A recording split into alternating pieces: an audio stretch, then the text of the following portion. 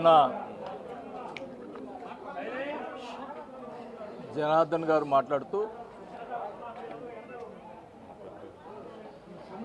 Letter ఆయన మీద రాసినటువంటి లెటరు మురళి వాళ్ళ చేత నేనే రాపించానని మాట్లాడాడు.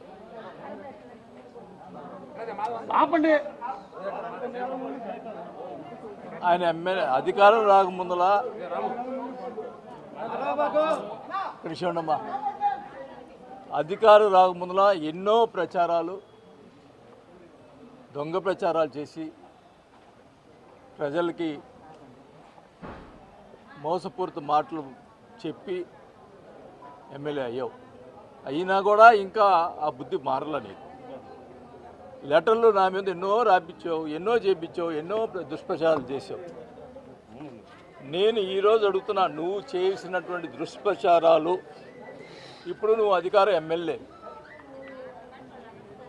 నువ్వు అన్నీ అవి చేశాడు ఇది చేశాడు అంటున్నావు. ఒక్కటి చెప్పించవయ్యా, ఒక్కటి చూపించవయ్యా.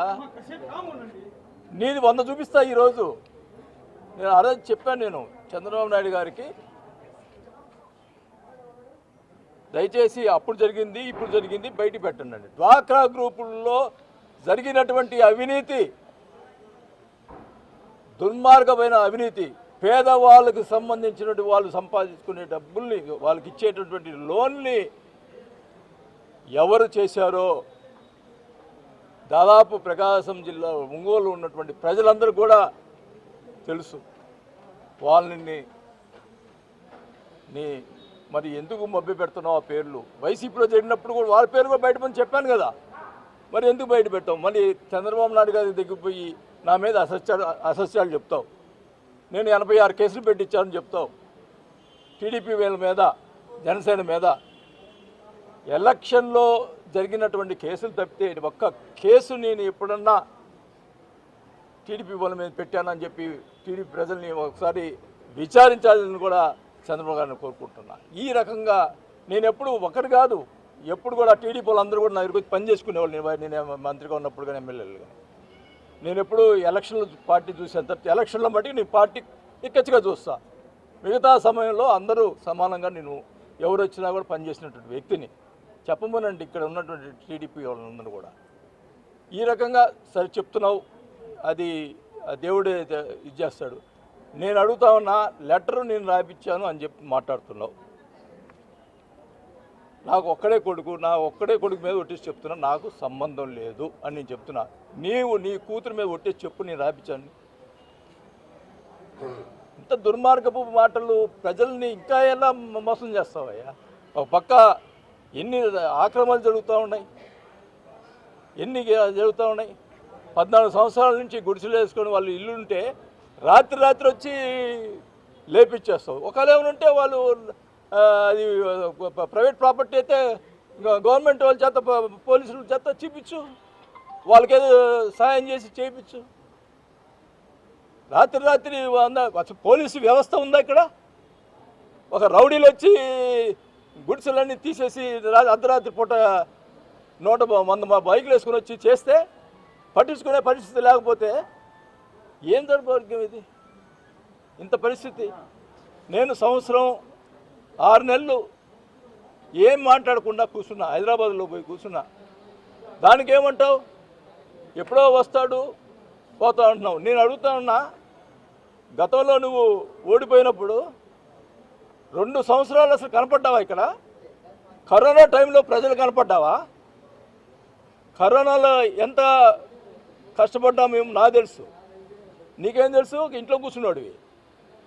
ఊరికి మాట్లాడవాక, నువ్వేదో నోరు వచ్చిందని మాట్లాడవాక, ఏదో కూటమిలో ఉన్నా అని చెప్పి ఇన్ని రోజులు మెదకొని ఉన్నా.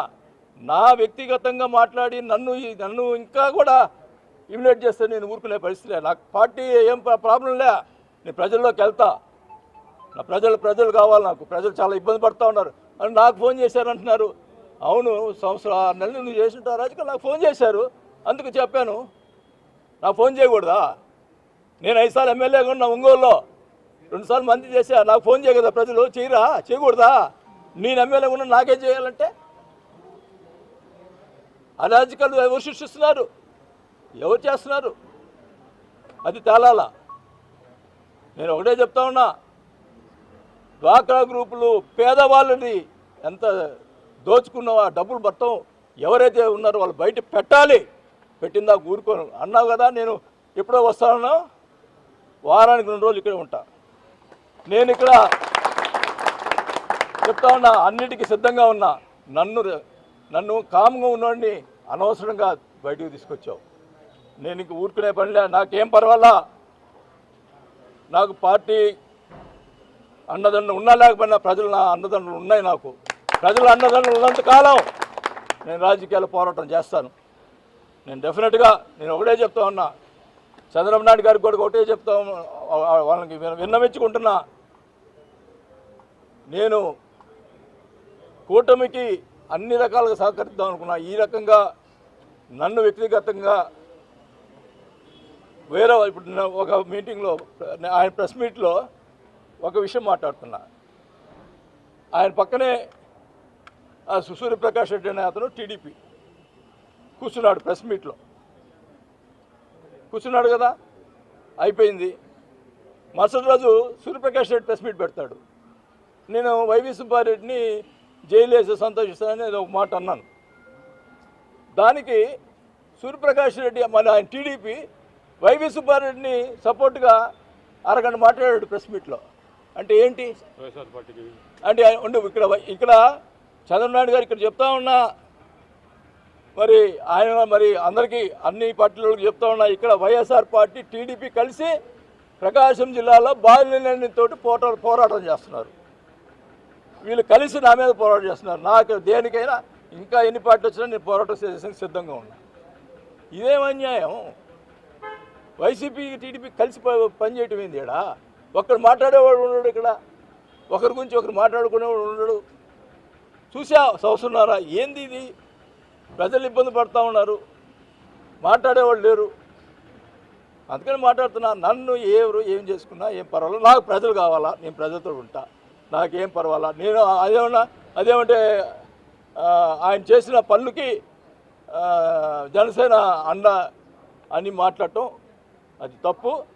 నేను జనసేన మన కళ్యాణ్ గారి మాటలు నన్ను గురించి మాట్లాడిన మాటల వల్ల ఆయన్ని అభిమానించి నేను పార్టీలో చేరా.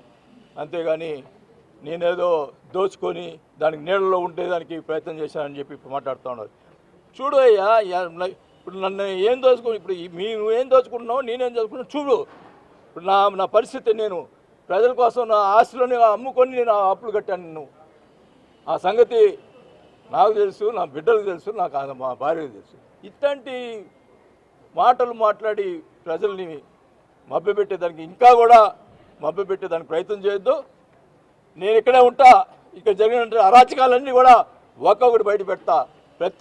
ఎక్కడ జరిగినవి అన్నీ కూడా బయట పెడతానని కూడా తెలియజేసుకుంటా ఉన్నా. నేను ఎవరు లెక్క చేయను. కేసులు పెట్టుకో, నాకేం డోంట్ కేర్.